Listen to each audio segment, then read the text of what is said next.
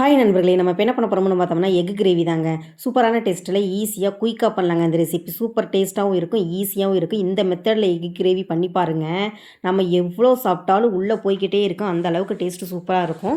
இப்போ வாங்க நம்ம எக் கிரேவி பண்ணலாம். அதுக்கு ஒரு ஜாரில் தேவையான அளவு தேங்காய் துருவல் சேர்த்துட்டு, இப்போ வந்து ஒரு 3 ஏலக்காய், 4, 5 பட்டை, 3 கிராம்பு, 1 ஸ்பூன் சோம்பு, இப்போ வந்து ஒரு 2 ஸ்பூன் அளவு நம்ம பொட்டுக்கடல சேர்த்துட்டு தேவையான அளவு தண்ணி ஊற்றிக்கோங்க. ஊற்றிட்டு பேஸ்ட்டு மாதிரி அரைச்சி எடுத்து தனியாக வச்சுக்கலாங்க. இப்போ வந்து அடுப்பில் ஒரு பாத்திரம் வச்சுட்டு பாத்திரம் சூடானதுக்கப்புறம் தேவையான அளவு ஆயில் ஊற்றிட்டு ஆயில் சூடானதுக்கப்புறம் ஒரு அரை ஸ்பூன் அளவு சோம்பு சேர்த்துட்டு ஒரு பெரிய வெங்காயம் கட் பண்ணி வச்சுருக்கிறோம் அதையும் சேர்த்துக்கோங்க. சேர்த்துட்டு ஒரு 2 கொத்து கருவேப்பிலை சேர்த்துக்கோங்க. சேர்த்துட்டு இப்போ வந்து கிரேவிக்கு தேவையான அளவு உப்பு இப்போவே சேர்த்துக்கிறேன். சேர்த்துட்டு நல்லா மிக்ஸ் பண்ணி விட்டு வெங்காயத்தை நல்லா பொன்னிற வர அளவுக்கு நல்லா மிக்ஸ் பண்ணி விட்டு நல்லா வணக்கி விட்டுக்கோங்க. நல்லா மிக்ஸ் பண்ணி விட்டு நல்லா வணக்கிக்கோங்க. நல்லா வணக்கிட்டு இப்போ வந்து ஒரு 2 ஸ்பூன் அளவு இஞ்சி பூண்டு விழுது வச்சுருக்கிறோம் அதை சேர்த்துக்கோங்க. சேர்த்துட்டு நல்லா மிக்ஸ் பண்ணி விட்டு நல்லா பச்சை வாசனை போகிற அளவுக்கு நல்லா மிக்ஸ் பண்ணி விட்டு நல்லா வணக்கி விட்டுக்கணுங்க. நல்லா மிக்ஸ் பண்ணி விட்டு நல்லா வணக்கி விட்டுட்டு இப்போ வந்து ஒரு 3 தக்காளி பேஸ்ட் பண்ணி வச்சுருக்கிறோம் அதை சேர்த்துக்கோங்க.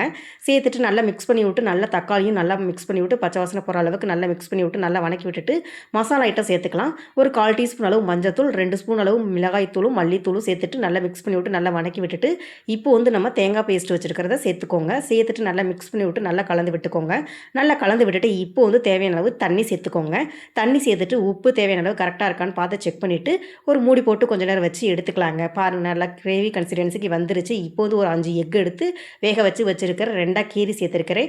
சேர்த்துட்டு இப்போ வந்து அந்த மசாலா எல்லாமே நல்லா எக்கில் மிக்ஸ் ஆகிற மாதிரி அந்த மசாலா எல்லாத்தையும் கொஞ்சம் கொஞ்சமாக எடுத்து அதில் மிக்ஸ் பண்ணி விட்டுட்டு இப்போ வந்து அடுப்பை ஆஃப் பண்ணிவிட்டு நம்ம மல்லித்தலையை தூவி விட்டுக்கோங்க.